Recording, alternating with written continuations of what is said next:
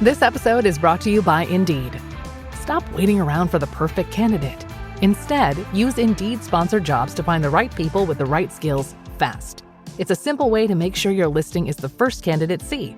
According to Indeed data, sponsored jobs have 4 times more applicants than non-sponsored jobs. So go build your dream team today with Indeed. Get a $75 sponsored job credit at Indeed.com/podcast. Terms and conditions apply.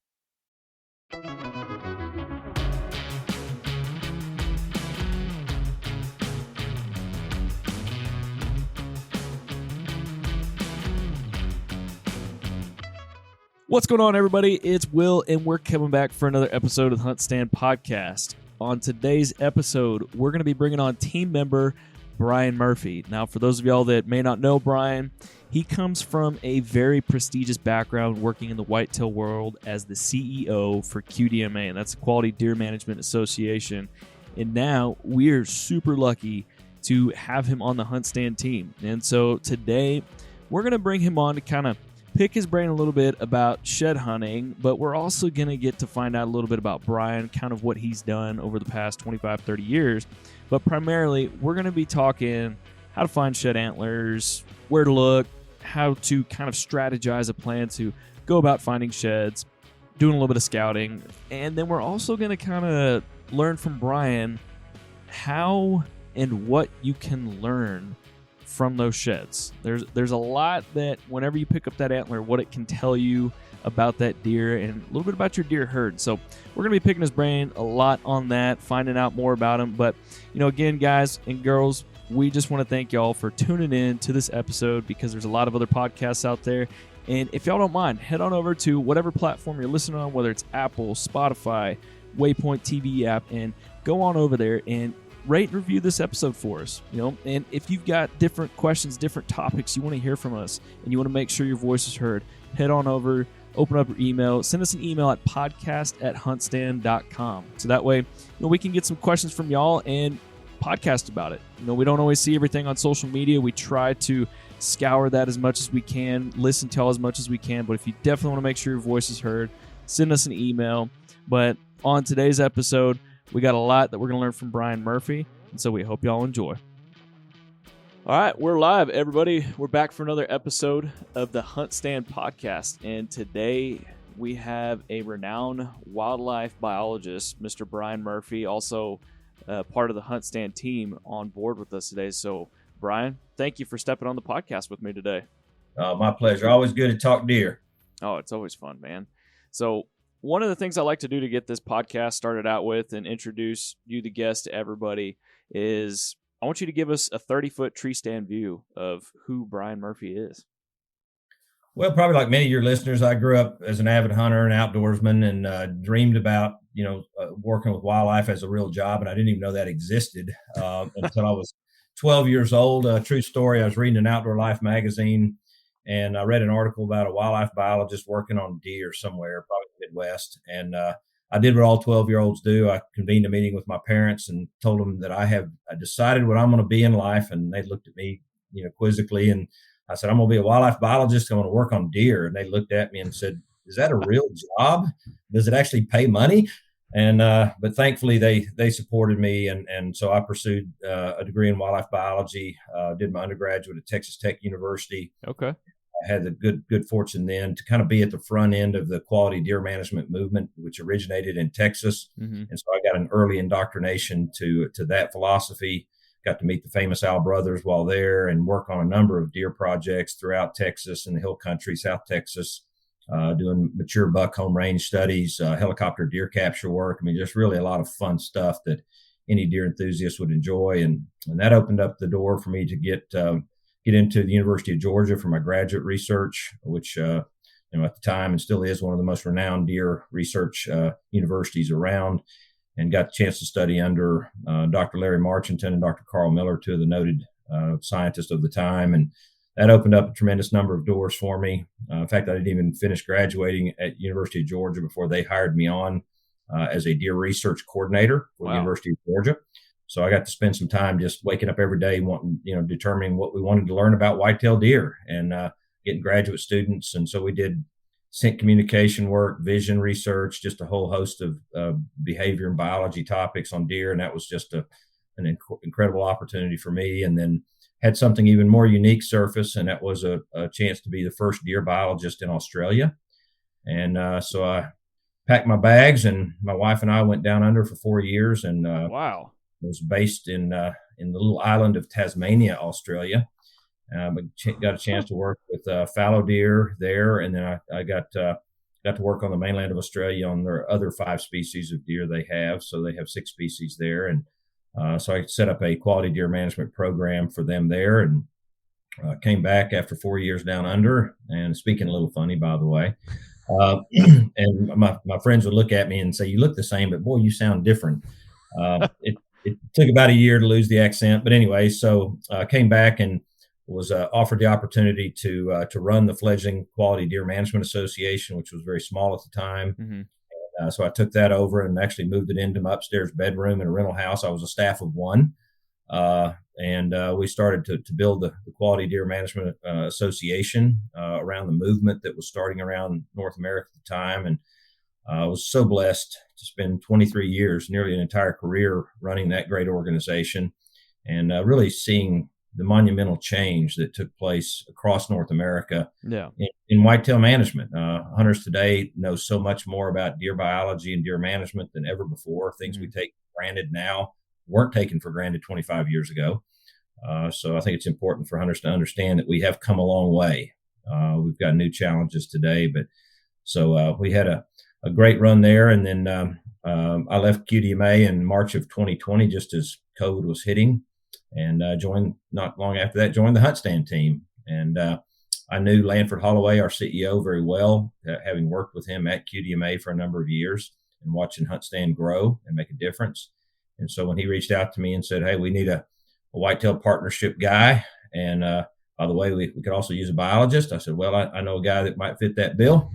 And so I jumped in with both feet, and a year and a half later, we're here. And frankly, I'm having so much fun, I can't stand it. It's been a great run. Heck yeah, man. It sounds like definitely a great track record, man. That's awesome. So I want to back up a little bit to 12-year-old Brian. Mm-hmm. You know, you made that decision back then that you wanted to do this. This is what you wanted to make a career. What led you to that? Like, what? I mean, I'm assuming your dad, uncles, somebody probably introduced you to deer hunting. Is that what happened, or? Well, believe it or not, it was a little different than the norm. My dad was an avid shooter. Okay. He grew up hunting some, very occasionally, with my grandfather, who was an incredibly passionate deer hunter and fly fisherman in New Mexico. So mostly, elk, mule deer, and pronghorn were his table fare of the day. My father was, like I said, an occasional hunter. In fact, I've only hunted one day in my entire life with my father. Okay. So I don't have a long history of learning it from him, but we did grow up in rural Oklahoma, out in the country. And he, being a gun advocate, he was certainly willing to let me pursue my passion of hunting. So I was self-taught. He handed me an air rifle as a young child and got my first 22 at 8, and just roamed the hills of northeast Oklahoma looking for anything that a young redneck kid could find to shoot at. And then I learned to trap. Had a good mentor in trapping, and so and it was, in fact, deer were very rare at that time in that part of the state. Okay. And I remember vividly, my nearest neighbor as a young child was a mile down the road, and he had a great fishing pond. And I pedaled my bike down and fished with him. And I was pedaling down the dirt road one day, and I found what I thought was a deer track. And I remember it vividly. And so I pedaled back home with the most excitement, like Christmas had just arrived early, and grabbed my father and said, "I think I found a deer track." And he said, "Son, it's probably somebody's cow or their goat or whatever." But he humored me and took me down in his truck, and we looked at it, and he goes, "Son, you found a deer track." And I'm like, holy smokes, we actually have deer out here, And yeah. It wasn't that long after that I was out roaming with my 22 and looking for rabbits, and came face to face with a doe on a trail. And I was probably 11 at the time. And it just changed my whole perspective of these ghosts that I wanted to know all I can about them, because they were so rare. Mm-hmm. It's hard for today's hunters to understand how rare deer were in some parts of our country back in the 70s. But and it wasn't long after that they opened a short season. And I had a friend of mine, a Native American kid, and his father were they professed to be deer hunters. They knew far less than the average person knows today, but they were deer hunters. And so I got to accompany them as an 11-year-old and a 12-year-old while deer hunting. Now, I did not see a deer while hunting, but that was not uncommon. Our expectations were not very high. And I think on the second year of that, one of our parties shot a small 1.5-year-old buck, and I was so excited because I got to bring home. We shared the venison, and you share a spike buck, 4 ways, 5 ways. It doesn't mean much. I got a Ziploc bag, or probably back then a bread sack, bread sack full of venison. But I brought home meat, and so I was just enamored as a young child with these creatures that I read about in magazines, but we just didn't have around at any note, and so I dedicated my life at that point to learning everything I possibly could about white-tailed deer, and I've been so fortunate to have a career that's allowed me to do that. And I'm still learning. I still want to learn every day, both as a hunter and a biologist. And many of the iconic deer experts of the last 50 years, I count them all as friends, which is an incredible honor because I've learned so much from them. So it's a path, whether you're a hunter or a researcher, it's the same path. We're still learning all we can every day and trying to pick up new insights because they're incredibly complex animals. And, anybody that thinks they've got them figured out is mistaken because they're as unique as we are. Oh, yeah. And despite all the trail cameras and other advanced tactics we have today, it's still not an easy animal to harvest consistently, particularly if you're after that small percentage of mature wise bucks in a population. Oh, man, ain't that the truth? Every time I think I have the deer figured out where we get to hunt, nope. They flip it on me. They flip the script. So yeah.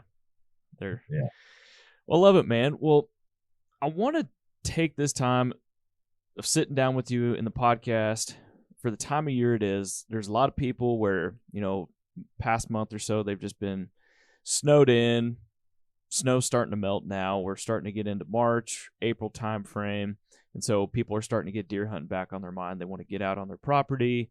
They want to figure out what to do next year. But I want to really focus on shed antlers. You recently did a Murphy's Law piece on this for HuntStand content. And I want to talk about that, from finding sheds. How do you find them? How do you work on locating them from an e-scouting perspective? What do those sheds tell you, and how does it help you plan for the next year? So I guess first and foremost, how are you finding sheds? You just going out looking for them, or do you know certain parts of property where you're going to go find these antlers? Well, I think before we address kind of where to find them, it may be worth just stepping back a little bit and talking about the antler casting process, what we know about when bucks cast, how that varies between northern environments and southern environments, what can cause early casting or delayed holding of the antlers. There's a lot of sort of fascinating information there that all relate to how, where, and when you find shed antlers. Yeah. So obviously, many hunters probably are aware that what actually causes bucks to shed their antlers, or to cast their antlers, as we call it, is actually the reverse of the process that causes them to harden their antlers and shed their velvet back in the autumn. So what causes that is a sharp spike in the hormone testosterone, and that causes that final mineralization of the antler. In other words, turning it from that soft velvet-covered bony matrix into a true hard antler. And so that's what happens in the fall. Testosterone levels stay high during the breeding season in these bucks as they're chasing does and looking for receptive does. And then what happens as we enter the late winter, early spring period, particularly after the winter equinox occurs, is we start getting increased day length again. And that increased day length triggers a response in the deer's eyes, kind of a reversal response to its optic nerve. And that optic nerve then sends signals through the brain down to the reproductive organs and says, hey guys, it's time for testosterone levels to drop. And when they drop to a sufficient level, the antlers fall off. Okay. So that's kind of what's happening. Now, we know from research that there is a general difference, and this is general at best, but in general, deer in northern environments, say from the Mason-Dixon line north, they all pretty much have a traditional November rut. They also have cold winters. We see older bucks typically rutting hard and fast and then casting their antlers first, and younger bucks actually holding their antlers a little bit longer. In the south, where we have highly variable ruts. In fact, there's it's early February now, and there's still a rut going on in the deep south. So those bucks obviously need to retain their high testosterone levels in their headgear. So we typically see older bucks retaining their antlers longer than the younger bucks in the south, where they have to maintain those high testosterone levels and breed those does. Mm-hmm. Now, we also know that any degree of abnormal stress to the deer, whether that's physical stress, thermal stress, disease, injury, anything that really causes some disruption in a deer's normal daily, work, if you will, causes early casting or can cause it. So, in fact, I just came back this past weekend from a late season hunt, a February hunt in South Texas. They have a deer management assistance program that allows certain landowners to continue hunting. And their rut's typically around Christmas there. Yeah. And so you would expect the bucks to still be in hard antler. And yet we had this abnormally harsh cold front come through right before we got there, dropped down into the 20s with wind chills in the teens, which when you think of South Texas, you're on the same parallel almost with Miami, Florida, and you're far south. And so those deer are not used to seeing temperatures that cold. And what we observed was probably a third to a half of all the mature bucks had already cast their antlers on this particular property. Really? Which is abnormal. So we had to be real careful not to shoot one of those bucks as a doe. Mm-hmm. So that's I assume that's what caused it, because this ranch has good nutrition. So, nutritional stress can cause it. Injury, disease, a number of things can cause early casting. And up in the big woods areas of the Northeast, many of those systems are mast-driven system, acorn-driven systems. And so if you have an acorn mast failure, nutrition can be down across the board, and we can see early casting in those areas too. Okay. So that's some of what we know about antler casting. Now, in terms of time, individual casting dates for bucks, we don't have a lot of good data in the wild, but in captive environments, deer research facilities, etc., most of those bucks cast within a couple of days of the same time each year. Whether the early casting dates are a little bit later than the rest of their group, they typically have a unique casting pattern. Mm-hmm. Now, what is a little bit confusing there is that those deer are on constant high quality nutrition.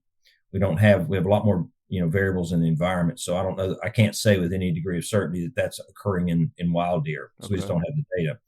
Now, the other thing we know, again, from captive deer, is that most bucks will cast both antlers within a 48-hour period, generally. So we don't typically see one buck, running around with one antler for a week later than its other one, unless it maybe just literally bumped it on something. The one that came off early, sometimes if they bump into something, that may cause that one to come off a little bit prematurely. Mm-hmm. So that's kind of what we know about the casting process. In terms of where to look for them and how to look for them, I mean, obviously I start with areas that deer are feeding late season. Food plots are an ideal situation. If you don't have food plots, any other ag sources, or if you have some native vegetation areas that deer typically congregate in during the late winter period, you're more likely to find them there. Obviously, you also want to connect the bedding areas where they typically bed to the feeding areas, because somewhere in that path is likely where those antlers are going to be, whether the antlers are in their beds or on their travel corridors to and from feed areas. Because typically the late winter home range of a buck shrinks. Once the rut's over, they're not expanding that home range looking for does, so they're going to concentrate their home range typically around a food source, and so they're going to be in a concentrated area of your property. I like to look at areas where deer have to navigate fences. If you have feeders, things where they can either the jolt of them jumping or bumping their heads on something, would cause the antlers to come off. So I do concentrate on those areas. Now, beyond that, what I like to do is use the HuntStand app, and I use it all the time for cast antler hunting. Is I'll take a block of woods and I'll systematically work that block of woods. Yeah. A lot of hunters say, "Oh, I'm already doing that. How's the app going to help me do that?" Well, I can tell you, and I use the app's trace path function, where it actually puts a dotted line on the ground where you've walked on the map, mm-hmm. and I can tell you, unless you have completely flat open hardwoods, it's harder than one would think to walk a perfectly straight line and not miss areas. Oh yeah. Trust me, I've done it, and I've done it in areas where I thought I didn't even need the app, and I look back and I've missed blocks of the woods that I thought I'd walked through, and I clearly hadn't. Yeah. because you have to circumnavigate, thickets, down trees, whatever it is. And so you correct your path, and the topography of the land doesn't run perfectly north and south or east and west typically. So your body naturally flows in an area that isn't in a straight functional line often. Mm-hmm. And so I'll systematically work a block of woods, and then check it on the app. And if I find an antler, I'll often drop a mark just as a reminder of me where I found it. So that may help me find something, particularly if I want to find a set of sheds, a match set. I might want to go back in and spend some more time looking for that one. So I use the trace path function and work the area. And of course, I use trail camera data, observation data to know when most, if not all, the bucks have cast.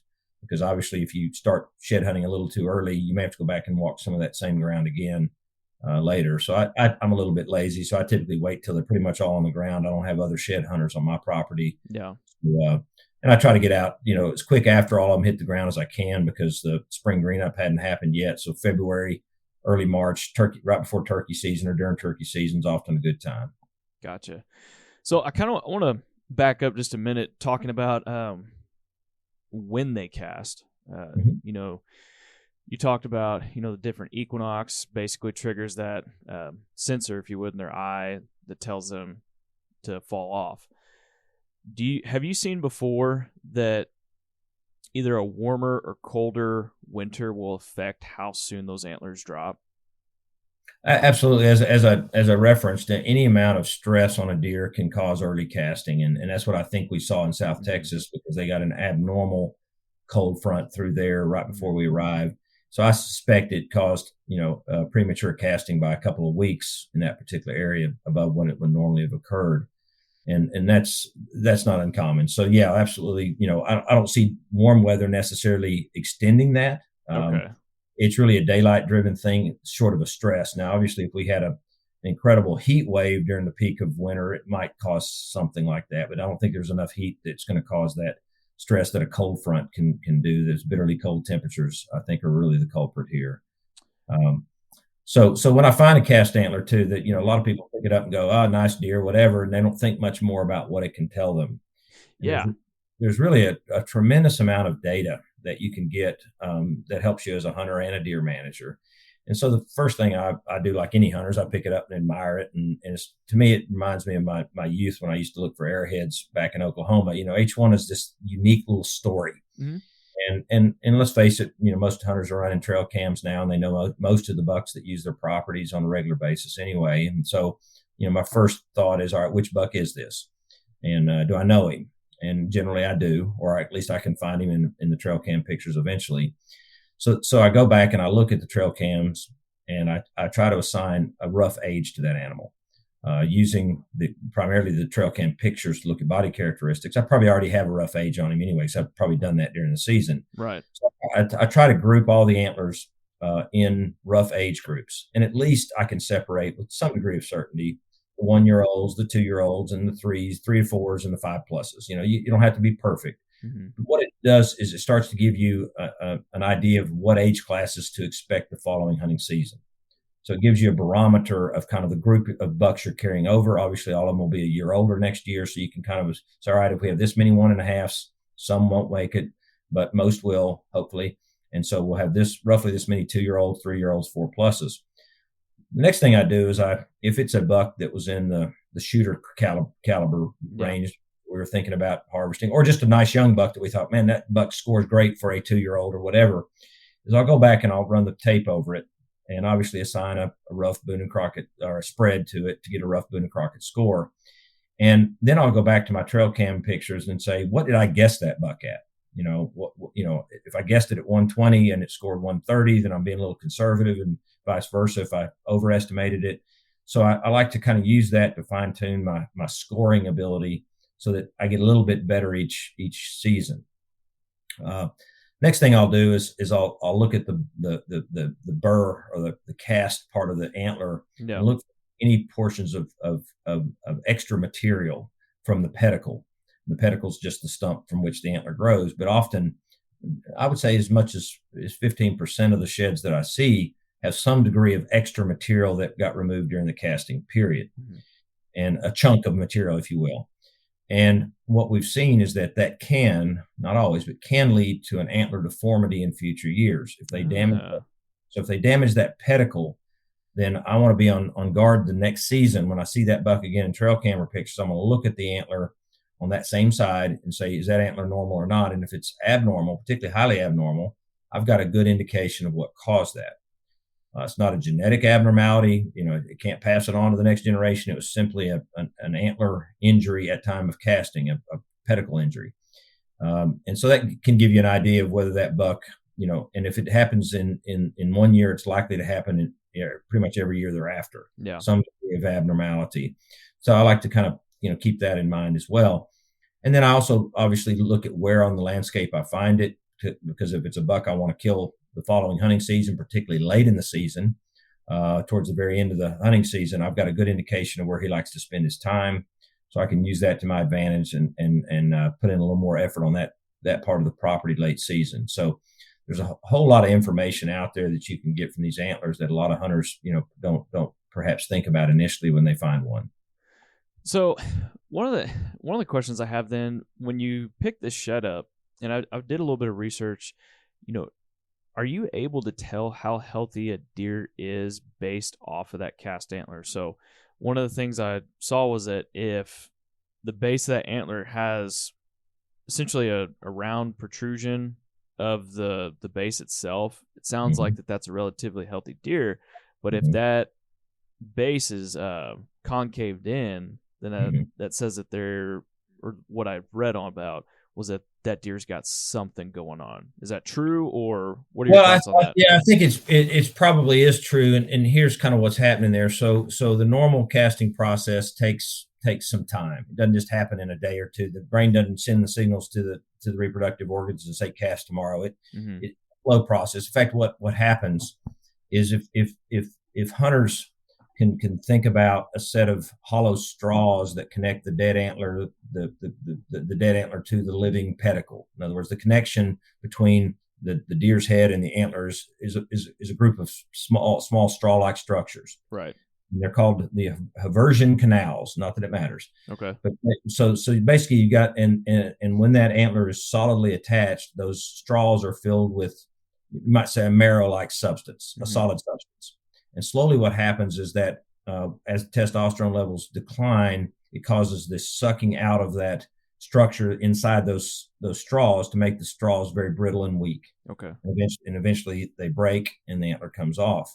In fact, that's the only known, it's kind of fascinating. There's a lot of interesting stuff about antlers, but that's the only known connection of a dead tissue to a living tissue in the entire mammalian world. There's no other mammal on the planet that has a connected piece of dead structure. An antler is basically dead bone connected to its living skull. So that's a really unique process. So what happens normally is a slow reduction, a slow sucking out of that material to where the antler comes off and it forms that nice rounded base to a shed antler. Okay. What happens in a situation where you get rapidly declining testosterone levels, abnormally fast declines in testosterone, instead of getting a convex structure, you get a concave structure. So what that tells me is that for some reason, that buck who has an abnormally concave, a cupped out base versus a rounded base to its shed antler, that buck's testosterone levels drop very quickly for some reason. And that could be stress. And so my gut is, and a good sort of anecdote here is that we had a buck at the University of Georgia years ago. It was one of my research deer that I was doing for Sync Communication at the time. And this buck got so aggressive towards fellow students that we either had to kill him or we had to change his attitude. And you change their attitude by removing two things that make them a male, if you know what I'm talking about. Yep. And so his name before the procedure was Bud. It became Bud Light after the procedure. I like that. So we castrated this buck. Yeah. And so if you castrate a buck while it's in hard antler, if it's basically, this buck became a velvet buck. All right. So because he had not enough testosterone to harden the antler and get through the process. So he grew a velvet set of antlers and became very placid, obviously, because he wasn't an aggressive buck anymore. We'd castrated him. So we decided in our infinite wisdom, me and Dr. Carl Miller, that we would give him a shot of testosterone so that he could go through the normal antler hardening velvet removal process and become a buck for a short period of time. Unfortunately, the literature on how much testosterone one should give a buck was not very good. And so what we did is what most food plotters do is if it says, 3 pounds per acre of seed, you double it. So we doubled the dose of testosterone, and we hit this buck with the testosterone. And I can tell you, he went through a very accelerated rutting cycle and very hyper. He was so hyper, we had to put him in a half-acre outside pen, and he ran laps for about 5 days. Would stop and rub and scrape and just do laps. He was jacked up on testosterone. But because his source of testosterone was a shot in his blood system, it left him pretty quickly. Yeah. Your testicles that will produce it on a sustained basis. So he went through a highly accelerated rutting process and then a highly accelerated casting process. Okay. And so his antlers were cupped like you can't imagine. You could have drunk, consumed water out of the cups in his antlers because the testosterone levels dropped so quickly. This buck. So that's basically supporting what we discussed in terms of stress causing that concave versus a convex type base to a cast antler. Now, have you seen any differences or similarities, I guess, if the older the deer gets? Do you see that concave starting to happen more, or do you see that in younger deer? Or to be honest, I don't know that I can address that. My gut is that an older buck may, it's really old buck. We're talking about ancient, well, I'm not talking about 7, 8 year olds. I'm talking about teenagers. Yeah. My gut is that they might cast a little more quickly. In fact, some of the bucks that we saw there in Texas, we think were some of the very oldest bucks, and they happen to have bucks on this ranch that can be 10 years of age or older. Yeah, 10 or 12 very years old. Rare situation. They have some really old bucks. So that would be my inclination, but I honestly don't know. Okay. So going back to when you find antlers or when you find their sheds, does that mean that's where that buck lives? So let's say, you find it random spot on your property. I know there's some people that I think a common misconception is that wherever you find that shed, that's where that buck's home base is. That's where that buck is always going to be. How true is that? No, I mean, what we see obviously is something we call home range shifts. And it's certainly most common in bucks during the summertime. And this is a misnomer that a lot of hunters have. They're out there glassing soybean fields or food plots in the summer months and watching these bucks, these bachelor groups out there. And they're so excited because they've got 6 or 8 shooter bucks out there. Man, this is going to be the best year ever. And then they experience this Houdini act in bow season when all of a sudden most of these bucks disappear. That's a very normal condition we see with many radio telemetry studies on bucks across the whitetails range. And that's simply they have a summer home range where they'll camp out in a bachelor group and feed actively. And then some, not all, some of those bucks will then typically in September, October, will shift to their fall or breeding home range. Yep. Sometimes that's next door, sometimes it's on them, and sometimes it's a mile or two down the road. So you see this disbanding of these bachelor groups, some bucks staying locally and some, going distant lands. And so we see that shift often. Some of them will then shift back to that same summer location the following year. Most, once they shift during the fall, will stay on that fall area during the breeding season.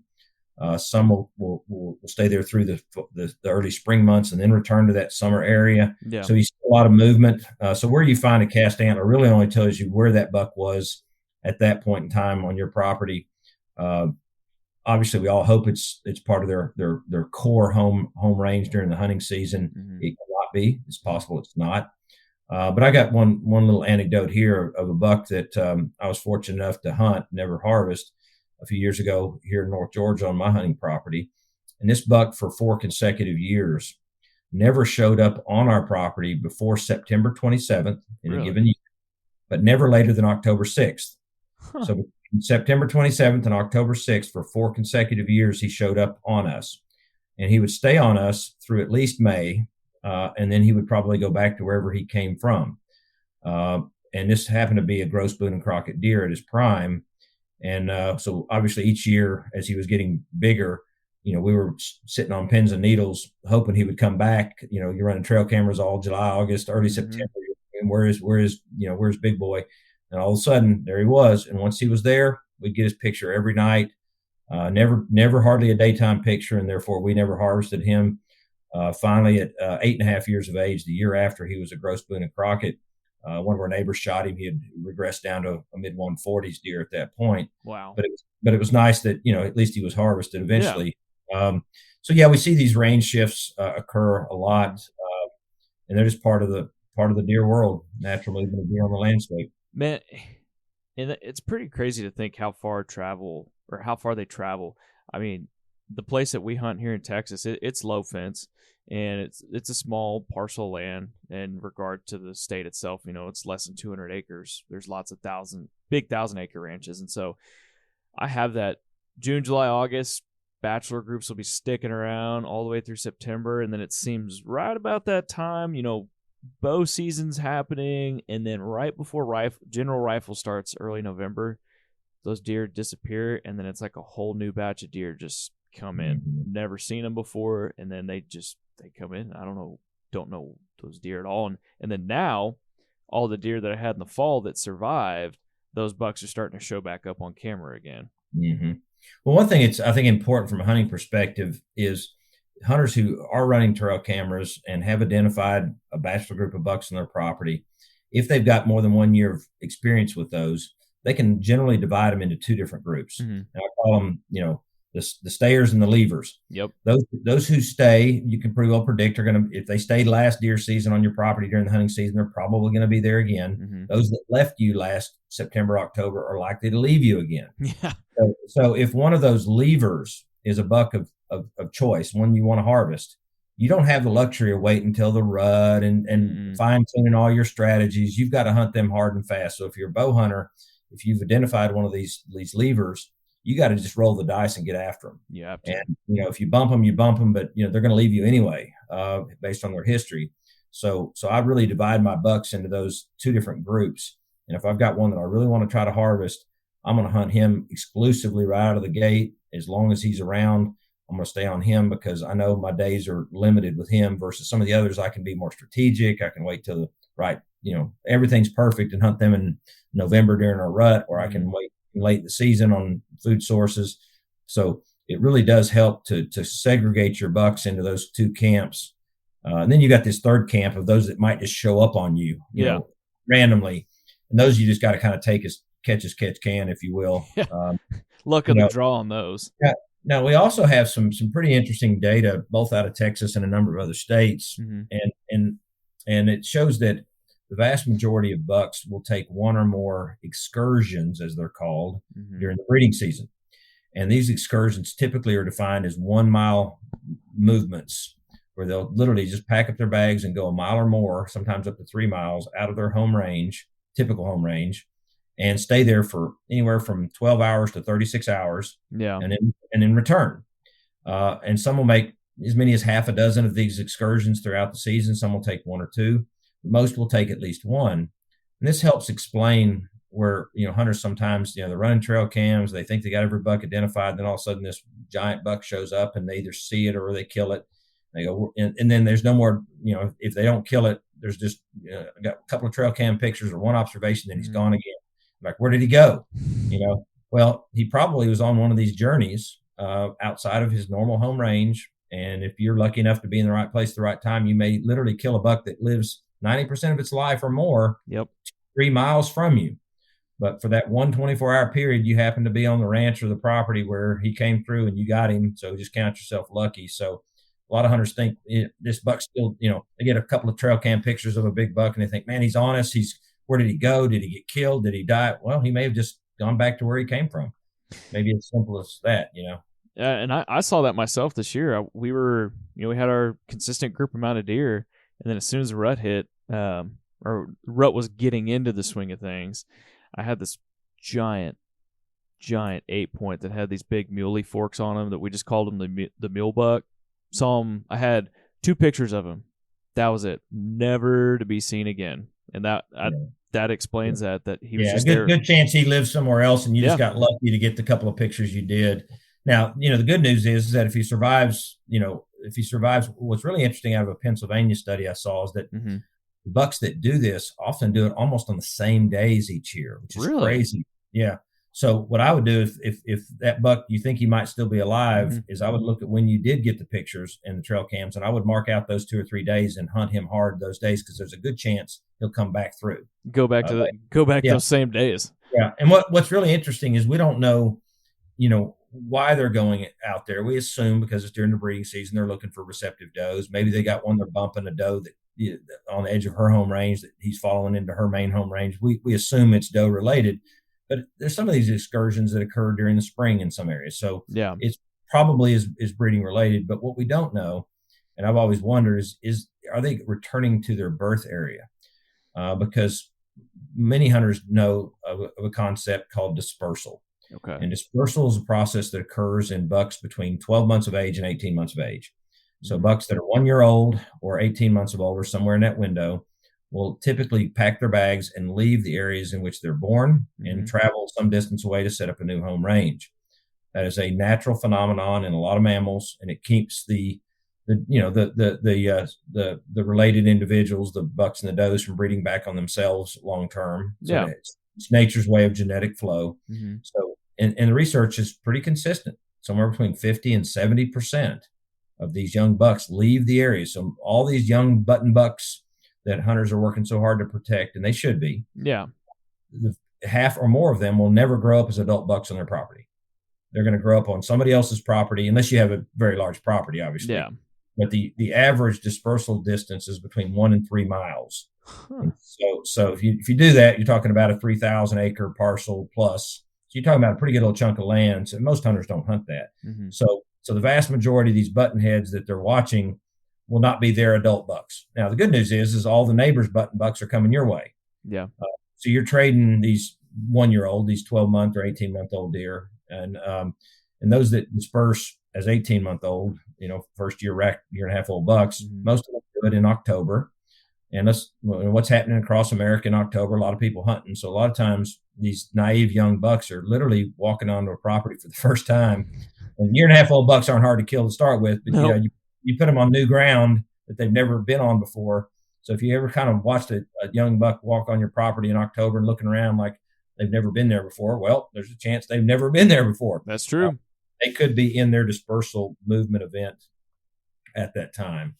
So some interesting things going on with deer movements on the landscape there.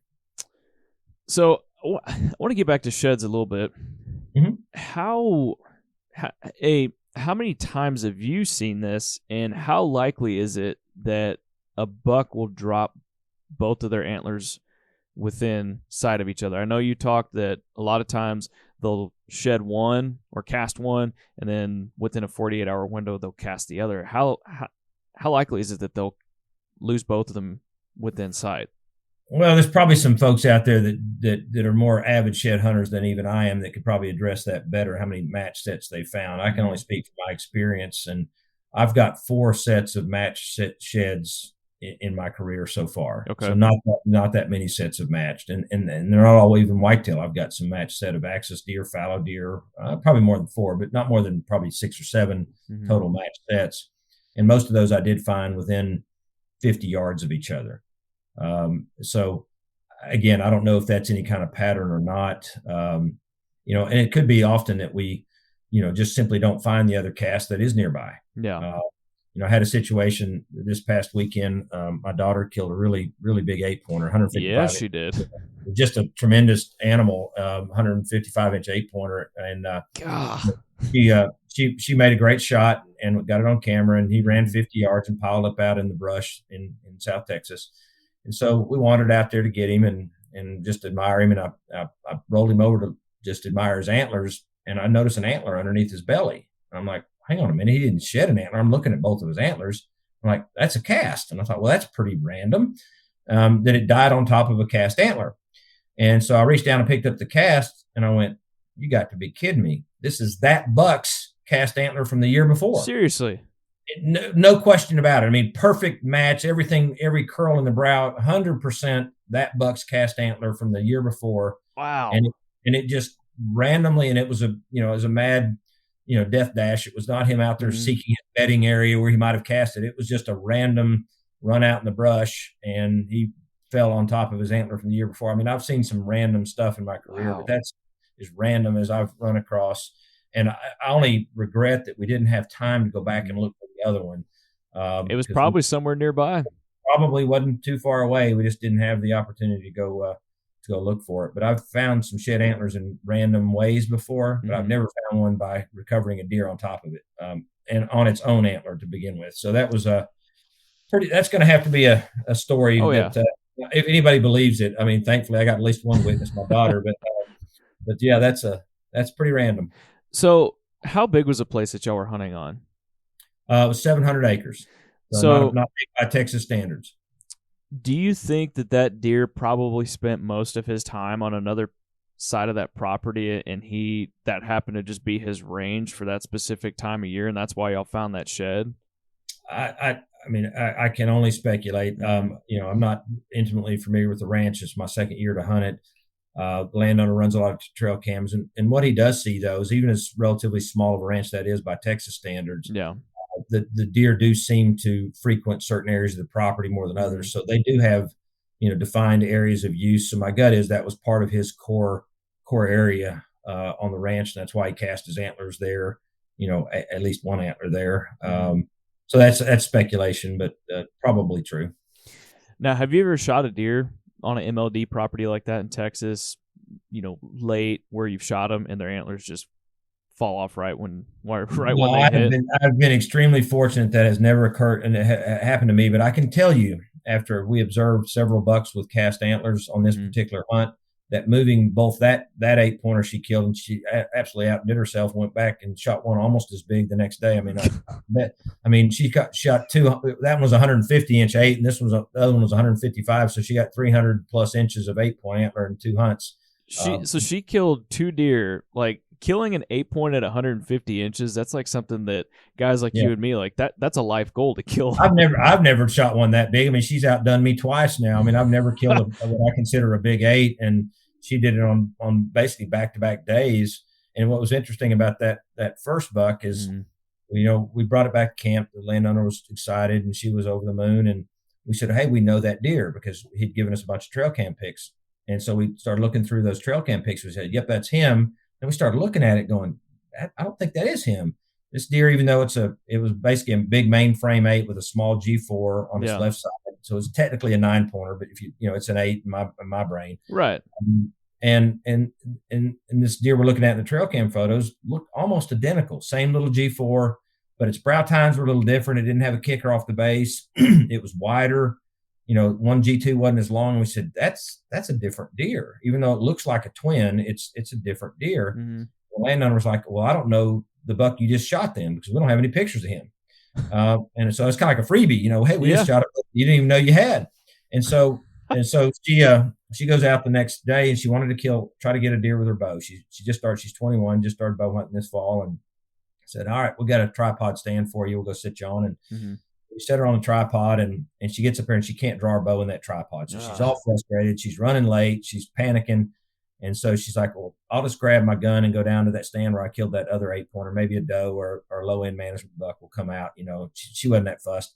So she grabs her rifle, comes in late to the stand. I mean, the whole story, and then this other giant buck comes out, the twin of it, she shoots it. So yeah, and the best I could do the entire hunt was a 6.5-year-old 5-point that scored about 60 inches, which was perfect deer to take. I mean, we're there as much to help the landowner with some of his management bucks. It's a rare situation that almost only exists in Texas, but thankfully it does, where they can have too many mature bucks.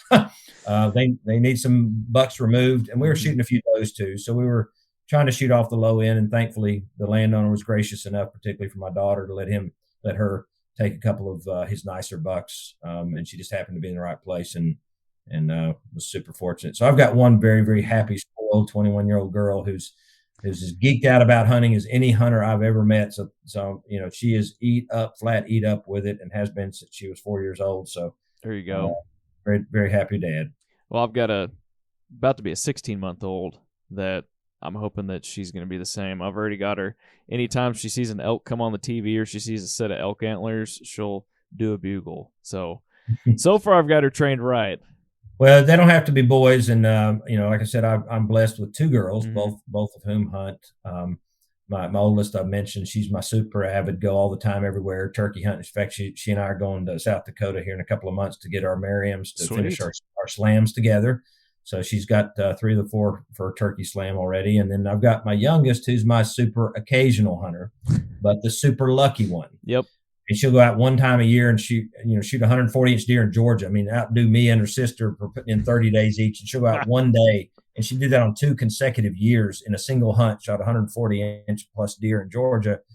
And just like, I don't know what y'all put all this time and effort into this. There's nothing to this. I don't know. My wife's the same way.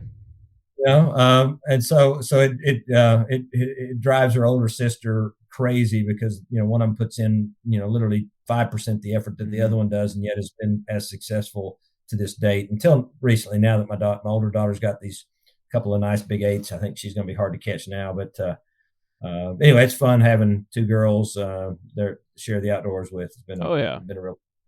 That's awesome, man. Well, I kind of want to backtrack a little bit. You were talking about that landowner that y'all went to. He hadn't seen that deer before, and I actually ran into a similar situation this past year on a piece of property outside of Hondo, Texas. It was 1,500 acres, and they've got trail cameras galore out there.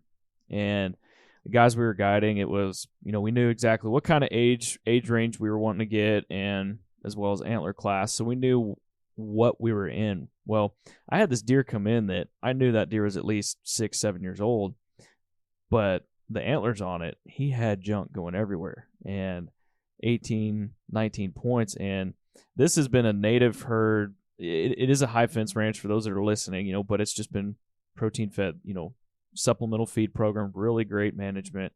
And I messaged the ranch manager. I said, hey, I don't know if this is a shooter or not, and sent him the picture, and he tells me, he goes, I've never seen that deer before. I'm like, you mean to tell me y'all got 50, 60, 70 trail cameras out here and you've never seen this deer? And it wasn't that big of a ranch. So how does a deer like that get by without being caught? Well, I think the combination of either luck or just sheer aversion to feeders or camera sites. Certainly there are, I've had dozens of landowners I've worked with over the years on small, low fenced, unfenced properties, or even high fenced properties that literally don't have pictures of some of their deer. And you think there's no way in a small high fence that you couldn't get all your deer on camera. There's no way. That's not the case. I've got one friend who's got an 800-acre high fence, and there's bucks in that enclosure that he's never gotten a picture of ever. That a hunter will see or he'll see visually while hunting, and he's like, how do I not have him? So certainly we know from trail camera research, they perfected this survey technology of using cameras to properly survey your deer herd to calculate density and fawn recruitment and a number of things. And they've shown over and over that some deer have an aversion to feeders, period. They don't care how long you leave them on a property. They're not coming to a feed. Obviously the longer the duration, the longer history of feeding or baiting on a ranch or a property, the more likely you are to get a higher percentage of them. Yeah. But even on some of the most intensively fed, high fence places that I've been on over my career, there's a certain percentage of deer that you just are not going to get on camera for whatever reasons. They either avoid cameras. I mean, we had some research done years ago that looked at aversion to hunting stands, permanent hunting stands. This research was done in Maryland, very good study, and they had a number of adult bucks radio collared, and a portion of those bucks, not all of them, but a portion of them never once were tracked within 100 yards of one of those permanent hunting locations during daylight hours. Wow. Entire hunting season, they were never once in front of a potential hunter at those permanent stands. However, at night, many of those bucks use those permanent stands like mile markers on a highway. They would walk right under them. I mean, they clearly knew that danger was potentially present in those stands, and they were simply going to avoid them during daylight hours, and they did the entire hunting season. More than one buck. Again, not all bucks. Yeah. Some of them are going to die and do stupid things, but there's certainly a percentage of bucks that avoid, and that's why, using, try not to overhunt permanent stands. If you have the ability to move, try new stand locations, climbing stands, ground blinds. I mean, keep the deer off on their toes and off their game, because there is a certain percentage of them that just simply won't make themselves susceptible to daylight hours, unless during the rut when they just simply get so love struck they just make a mistake. Yeah. But outside of that window we call the rut, some of these bucks are almost unkillable by traditional hunting method. Mm-hmm. Man, I love it. These animals are smart. They can be hard to kill, and there's a lot that you can tell from their cast antlers. So, man, I know we're going to have to get you on here again. Of course, there's a plethora of information out there when it comes to whitetail, so I know there's definitely you're going to be on here plenty more, so don't worry. So, Brian, just want to thank you for hopping on the podcast today, talking deer, talking cast antlers, finding sheds. Just appreciate you taking the time, man. Always a pleasure. Anytime. And there you have it, everybody. Another end to another great episode. We just want to thank Brian for hopping on the podcast with us and talking deer hunting. You know, we could talk deer hunting for hours, but we just really appreciate him hopping on and just kind of letting us pick his brain for a little bit. So, again, y'all, we can't thank y'all enough for listening to the podcast. If you haven't yet, make sure you head on over to the Apple Store, Google Play Store, and download the HuntStand app. Check us out on Instagram, Facebook. Give us a follow. Head on over to YouTube. Subscribe to the YouTube channel. And if you want to see some more content from us, make sure you go on over to HuntStand.com. Check out our field notes section, everything we got on going over there. But again, thanks for tuning in to the HuntStand podcast, and we'll see you on the next one.